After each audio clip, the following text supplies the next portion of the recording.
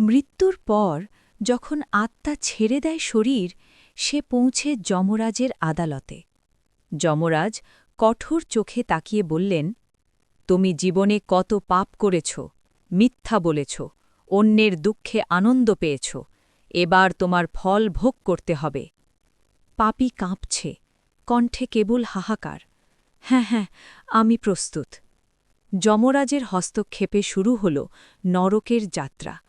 প্রথমে লৌহচাপ কক্ষ। শরীর চেপে ধরা হয় কঠিন লৌহচাপে। চেষ্টা করলেও মুক্তি নেই, শ্বাসকষ্ট, ব্যথা আর চিৎকার। দ্বিতীয় অগ্নি নদী, লাল গরম আগুনের নদী।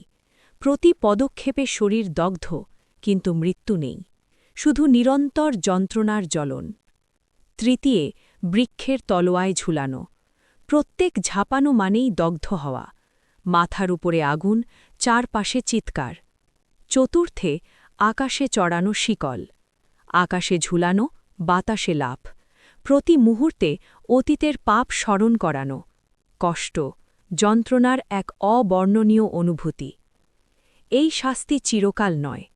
এক সময় পাপীকে মুক্তি দেওয়া হয়, কিন্তু জন্ম হবে কঠিন কঠিন জীবন, পাপের শিক্ষা আর পুনর্জন্মের উপদেশ। নরক শুধুই শাস্তি নয়, এটি সতর্কবার্তা। পাপ থেকে দূরে থাকো, ভালো কাজ করো আর জীবনের প্রতি মুহূর্তে সতর্ক থাকো।